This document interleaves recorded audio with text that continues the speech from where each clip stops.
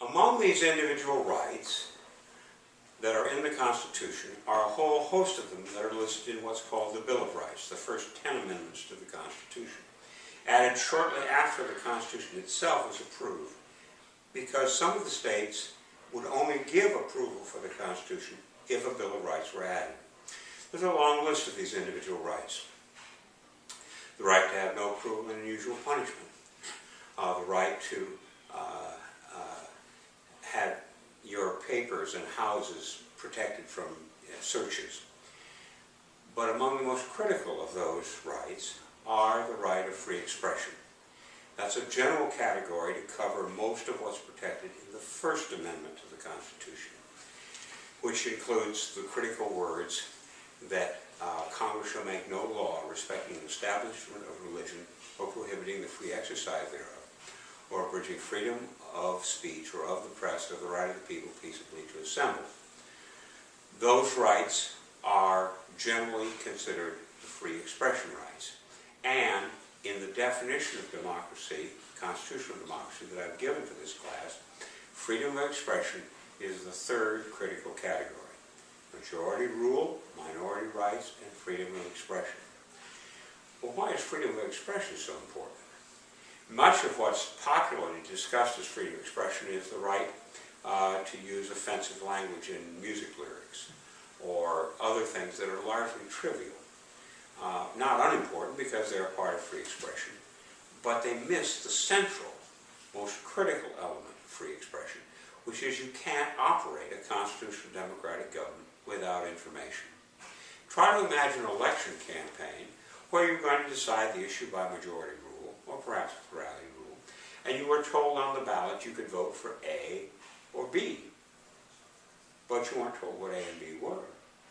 If it was a referendum, you just said you could get A language or B language, but we're not going to tell you what the language is. That's obviously absurd.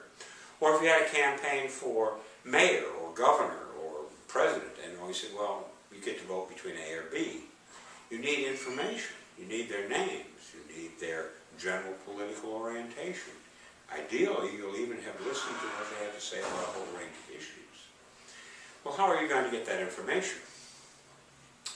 Well, one thing could be to set up a government agency to do it. I mean, we have government agencies that measure the amount of gasoline that goes into a 1-gallon container. If you buy a gallon of gas at a gas station, that gasoline is metered out according to a standard that is measured by a government agency. So maybe we could do speech that way. Really?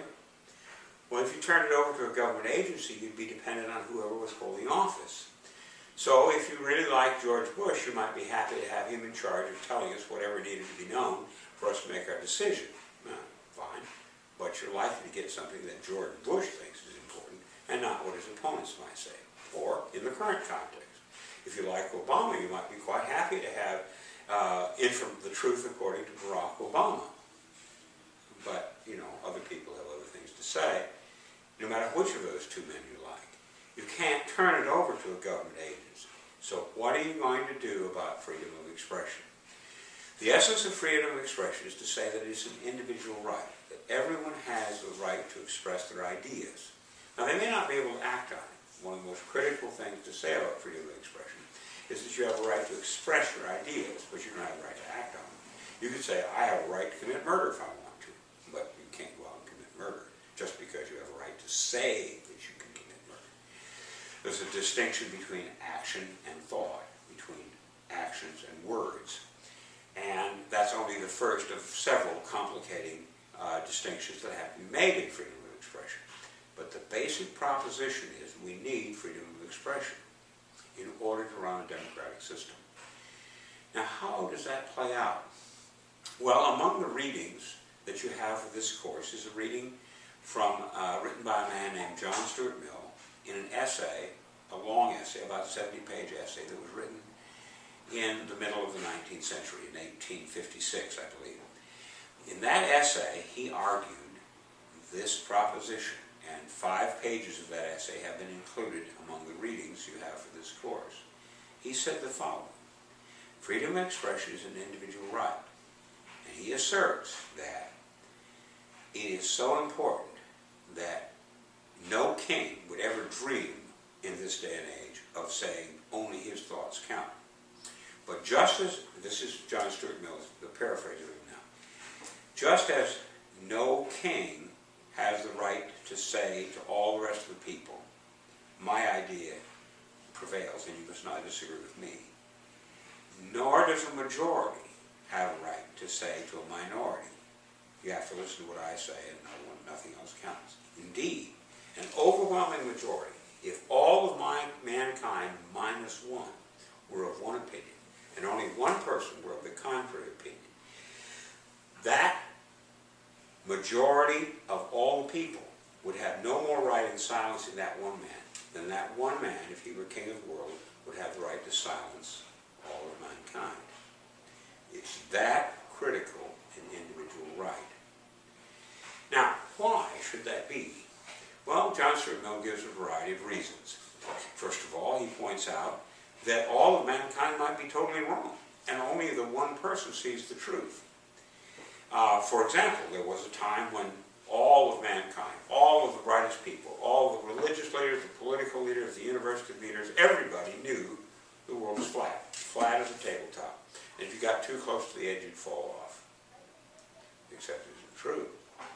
And there had to be individuals along the way, sometimes one individual who said, I think it's a sphere. And then someone like Columbus, or later Magellan, set out to prove that it was in fact a sphere, and they were right. It takes that one person to make the change that makes it critical. So if you have a system in which all of mankind minus one can silence that one in nine, you're going to stop a lot of good ideas from happening. Indeed, if you think about it, every single scientific discovery is the discovery of an individual, not of a group. And until the discovery is made, all of mankind is of one opinion. One example that I wrote about, I wrote a biographical essay of a man named Alex Jeffreys, now Sir Alex Jeffreys. But on September 10th, 1984, he went to his laboratory at 9 o'clock in the morning, sat down to look at some data, biological data he had in his biological laboratory, and he noticed something. He noticed a pattern appear in the DNA of one of his research assistants where he'd taken a sample, and in a relative of that research assistant. He said, there's a pattern here. At the moment he saw that, he was the only person out of over 6 billion people on the globe who realized there was a pattern to DNA.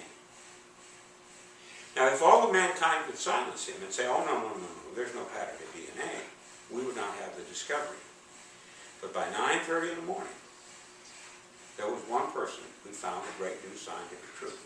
And that scientific truth has it's 30 years. And in that 30 years, we've gone from using DNA to test the paternity of children, the DNA to identify corpses and who they're related to, on, to where we are now mapped the entire human genome, and we're now setting out to try to cure things like cancer and Alzheimer's disease by isolating individual things in the pattern. But you can't isolate individual things in the pattern unless you know there's a pattern. And when the sun first rose over Leicester, England, on September 10th, 1984, nobody knew there was a pattern. And by 9:30, one person was sure of it. I could go on and on with example after example of but virtually every single scientific discovery is the discovery of one man. So if you're going to say that you're going to shut off personal opinion, you're going to shut off a lot of scientific knowledge. But that's not the end of it. Scientific knowledge can be tested. So you can do tests in mathematics that says 2 + 2 = 4. You can find an objective answer. But how do you find an objective answer about politics? Political judgments are almost always estimations of the future. And no one has a crystal ball. So you're making guesses about the future. And you're making guesses on proclivities that people have from their cultural background, their religious views, and so on. This is not hard and fast. So if there's an arena in which it's totally inappropriate for a majority to silence one opinion, it's certainly in political action. That's why we have that principle. Now there's more things that could be said about it, and John Stuart Mill says it. He points out that in addition to the fact that the majority might be wrong, they might be partly right, but partly wrong, and they need to test their ideas. He further makes the point that even if the idea turns out to be totally wrong, it's worthwhile giving free speech. It's worth having people express the totally wrong view, just so that the majority can be certain of the rightness of their cause when they refute it in active debate.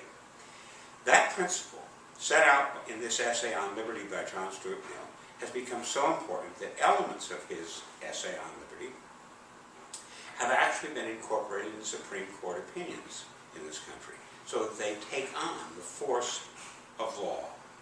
They are a critical part of our constitutional system, and we need to continue to honor those.